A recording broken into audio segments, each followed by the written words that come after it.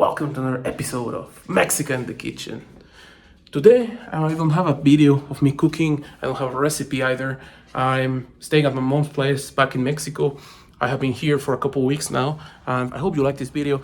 It's a bit of the places I've visited, some restaurants that I used to like, some of these touristic attractions we have been visiting, getting to know Puebla a bit, and also some of the places that they didn't used to be here, and now they open new restaurants, new really nice places, new museum I haven't been to.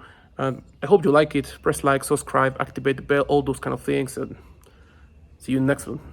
Puebla is located in central Mexico, and it's about 2 hours away from Mexico City. It's the fourth largest city in Mexico, and it was named World Heritage Site in 1987. Puebla is a valley that is located around 2,000 meters above sea level. While this is not the typical Mexican beach destination, the city is very culturally rich. Here in Puebla, gastronomy is amazing. There's so much variety. There's a lot of culture, a lot of museums, a lot of churches to visit, a lot of different happenings. We're here a bit over 2 weeks, and we barely saw anything.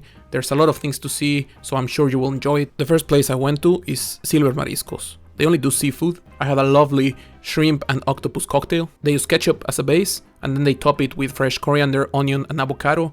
You have it always with a cracker on the side. In the table, we got a kind of cucumber aguachile, really fresh with a bit of a kick. We also got some tortilla chips and chipotle mayo, which is something you will find in most seafood restaurants. As a main course, I ordered some pulpos al chiltepín, which is basically octopus fried with garlic and chiltepín chili. This came on a hot plate, sizzling and smelling delicious. The taste was amazing, but if you don't like too spicy food, I would recommend you to order something else. My next stop was this place called Rufina. This place hadn't opened when I left Mexico, and it was the first place my mom and my brother recommended. They love having breakfast there, and I can definitely understand why. They have a few places around the city, they are pet friendly, and in this case they had a lovely terrace with some picnic tables. If you are interested in any of these places, I will leave a list with more information in the description. In the menu, they have many things that are quite common to have as a breakfast. Chilaquiles are everywhere. Tortilla chips soaked in some sauce, they might have some protein. I ordered chilaquiles yucatecos, which uses recaudo negro, which is this black sauce you see, and cochinita pibil as a protein. Both elements are traditional from the state of Yucatan, and I thought it was a brilliant twist on a dish that's quite common everywhere. On the side, half orange, half carrot juice that I love. My mom ordered a club sandwich and some chai latte that were both delicious. This is a place I will definitely come back next time I'm around. Next place we went to is Casa Amora. Casa Mora is just half a block away from downtown square. They have a beautiful menu.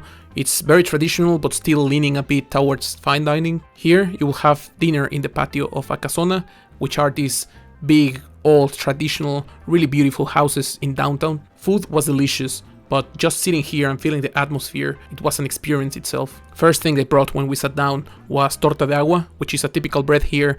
They spray it with some water when it's cooking and it becomes really crunchy. They also brought the typical red and green sauce and an extra one with habanero that in my opinion was the best of all three. There was 4 of us, so we ordered 2 entries to share. First, chalupas, fried tortilla with some hot sauce on top, green, red, and in this case also cochinita. The plate have a few of them. Second entry was beef mollejas, which is a gland they have next to the heart, and this is served on top of guacamole with some pico de gallo, and you're expected to make tacos out of it. For main course, we got this plate with fresh coriander, fresh chili, onion, and lime, because you're expected to make tacos out of a couple of these. My brother ordered this sizzling beef tongue pan. It was delicious, the meat would melt in your mouth, it was a really great dish. This is one of the dishes that you make tacos out of. The next dish is a tan pequeña. It's a very typical dish, and it's the kind of dish you order when you don't know what you wanna get, because it has a bit of everything. It has a bit of meat, rice, guacamole, beans, and also some enchiladas. Another dish was a steak, flamed with some mezcal, and a purple sweet potato puree on the side. I must say at this point I was a bit jealous, because this is one of those dishes that presentation only gets you drooling right away. Here's a closer look, and I must say the Talavera plates make everything look even nicer. Finally, I ordered some ribeye barbacoa, and it completely melts in your mouth. It's delicious. It has some beans on top, it has a bit of consomme on the side, and also the handmade tortillas. Since we were in downtown, we stopped at the chapel of the Virgen del Rosario. This chapel is located in the church of Santo Domingo. This church is an example of new Spanish Baroque, and it's so amazing. Even if you are not related anyhow with Catholicism or with any other religion, or you have a different religion, this is something to see because it's really amazing. It's completely covered in gold. It has a lot of symbolism, a lot of really detailed work. So it's something you definitely have to see if you happen to be in Puebla. There's a small fee, around $1, but that's just to keep this in shape, so it's worth it. Next thing we visited was El Parian. El Parian is a really colorful, really beautiful handcraft market. It's very full of life. You will find anything that's traditional from the city here. You will find candy, you will find talavera, which is the local pottery. You will find a lot of souvenirs like magnets, t-shirts, these kind of ponchos and all those kind of things. If you want any kind of souvenir from the city, this is definitely the place you have to visit. My brother is a chef and he loves grilling, so of course we have to open a beer and just spend some time next to the grill. Here we have some meat, marinated with salt, pepper, garlic, and a can of beer. For now we have some onions, some chorizo, which we're cooking on a clay pot, because we don't want that fat to go into the coal and make the fire stronger, and also we don't want the chorizo to dry. We also have some grilling sausages and some smoked sausages my brother did for his business. Once we have more space, we start throwing the meat in. We have two different kind of meats, arrachera and costilla. One has a bit more fat in the tissue, so it's more tender. The other one is closer to the rib, so it has a bit more flavor. If I had to recommend only one restaurant, I would recommend El Mural de los Poblanos. That has been my favorite for quite long, and now that I was back, I had to visit, and actually I ended up visiting twice, because it's that good. Service is excellent, and once you order, they will immediately bring a small snack. In this case, they brought a small taco de canasta. In this restaurant, they have a thing called Bugfest. That means during a couple months of the year, they have special dishes made with bugs.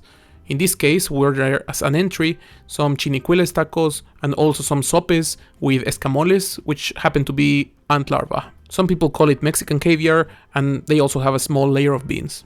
Bugs have been part of the diet in Mexico for quite long, and they are full of protein. This restaurant makes traditional Mexican, so I ordered some enchiladas with 3 moles, mole poblano, which has chocolate, green and red mole.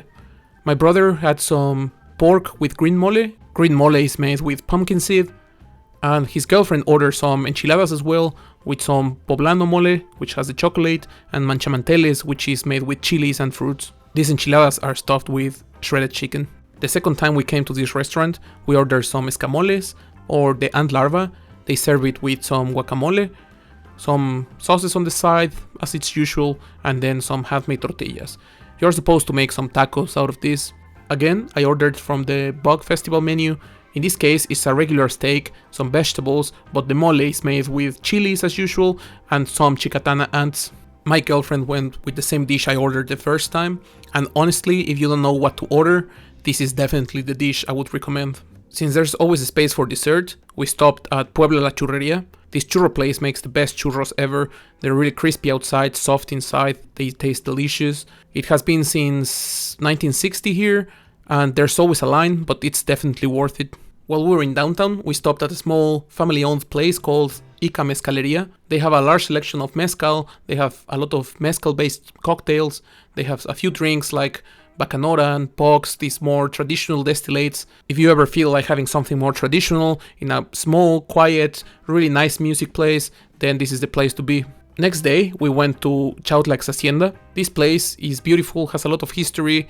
This is the place where the first hydroelectric plant in Latin America was built. There's a beautiful castle in the middle of the lake, which has even been used to record some soap operas. This is located in San Martin, Texmelucan. It's about 40 minutes away from Puebla City. The hacienda was almost in ruins, and now they rescued it and built a really beautiful hall there. This place has become a place where you can camp, you can rent some boats, you can fish. They can also teach you how to fish. You can come on top of the castle and look at this view. It is really beautiful. It's a really nice place to spend the day. They have a lot of trout dishes in the restaurant they have here. You can get a beautiful view from the volcanoes, as you can see. Since we were in San Martin, we stopped at Azabache. This place is one of those hidden gems that you might not notice it's there, but you should definitely do, and you should definitely stop there. Their specialty is smoke.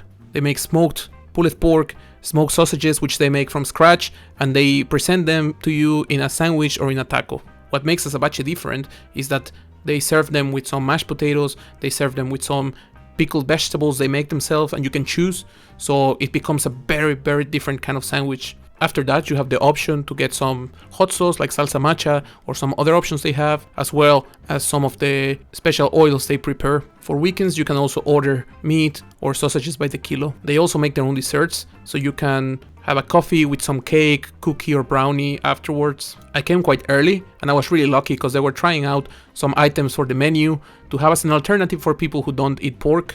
And they were making this delicious looking fish. This fish was really crispy on the outside, tender on the inside. It was seasoned beautifully. It was served with some pickled celery and pickled cauliflower. The contrast of flavors was great, and you should definitely stop at this place. I 100% recommend it. Next to Puebla, there's a couple towns called Cholula, there's San Andres and San Pedro. These both places are beautiful, they're full of culture, of history, and here we are at the archaeological zone. This pyramid is considered the largest pyramid in the world, at least base-wise. It's a massive, massive pyramid. When the Spanish people came, they built a church on top, and this has become one of those spots that you definitely should visit. If you come here, remember to wear comfortable shoes, a lot of sunblock, especially if you want to walk all the way to the top. While we were in Cholula, we had to stop at Container City. I used to live a couple blocks away from this, and I would spend most of the weekends here. This place is basically a lot of containers stacked together, and every container is a different bar, restaurant or store. Of course, I had to stop and have one of these massive margaritas with beer, but don't worry, I did share some. San Pedro Cholula is a beautiful town. I also lived here for a few months, and I would love to come here to Downtown Square, choose one of the coffee places or restaurants or bars, just sit there, watch the people walk by. It's a beautiful place to be, and you will spend a really nice evening. Since we were in Cholula, we decided to book a table at Ciudad Sagrada. Ciudad Sagrada is a really beautiful restaurant. If you sit outside, it has a stunning view of the pyramid. This restaurant does pre-Hispanic food, and on Fridays and Saturdays they also have some pre-Hispanic dance show. With the ceremony they do in the show, and with the food, they try to preserve our traditions and our culture. As a starter, I ordered a chicharrón soup, which is basically a pork skin soup. It was delicious. As a main course, I ordered pork shank. This pork shank was in adobo. Adobo is made with tomato and some chilies. Then it also had some zucchini flowers there. It has some guacamole under and some huitlacoche. Huitlacoche is a Mexican delicacy. It's a fungi that grows in corn, and it has a very similar taste to truffles. On our second to last day in Mexico, we went to Atlisco, or also known as Atlisco de las Flores, because basically flowers and everything grows there quite easily. Atlisco is around half an hour away from Puebla. In Atlisco's downtown square, you can easily walk into the city hall, and there you will see a lot of murals about a lot of different topics. You will see pre-Hispanic gods, pre-Hispanic legends. You will notice some normal life in the city paintings, some about the workers, some about the festivities in the city. One of the most traditional places in Atlisco is La Rosita de Atlisco. It's right in downtown square, and they sell ice creams, popsicles, sorbets, all these kind of things, and they sell the typical vanilla chocolate, but they also have really weird flavors as avocado, gummy bears. They have some with tequila, all these kind of things. It's very traditional to buy one of these ice creams and then just walk around downtown. Once you have an ice cream, the next thing to do is of course going to the greenhouses. Atlisco is called Atlisco de las Flores because how everything grows there, and of course they had to sell flowers. People love coming here because plants are extremely cheap.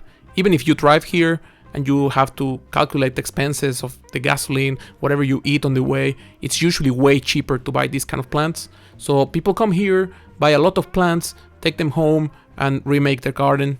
Before we left, I really had to stop and try Sonora Grill. I've been hearing a lot about it, my mom loves it, and I've been hearing a lot of people that mention it as one of the best places around, so I definitely had to stop and try it. We ordered lasagna, and this must be one of the best lasagnas I've ever had. They served it with the bread, they make it themselves, and it's really delicious. They also brought us 4 different salts from all around the world. I would recommend the smoked one, it was really delicious with my meat. They brought us 5 or 6 different hot sauces. I also ordered a side dish of spinach with cream, and I also ordered this 400 grams picanha. It was beautiful, but it came on a sizzling stone, and I just didn't like the amount of mess this made. The whole table was full of grease, but other than that, it was a pretty good meal. The last meal we had on this trip was pollo al barro. What they do is marinate the chicken in some sauce, then they wrap it in aluminum foil, then they wrap it in paper, and at the end they cover it with mud. After that, they put it into the oven so the mud solidifies. This is why you need to first break the mud and then you have to carefully unwrap everything because you don't want the moth to go into the food. Once you open the chicken, you can cut it, throw it into some container and take it to the table. My great-grandmother was from Hungary, and my brother used one of her recipes to make testa. Testa is a pasta with a lot of flavor. It's made by adding charred onion and potatoes. At some point during the trip, we also went to the ex convento de Santa Rosa. This place was one of those places where nuns used to live, and they were completely isolated from the world. This is a beautiful kitchen.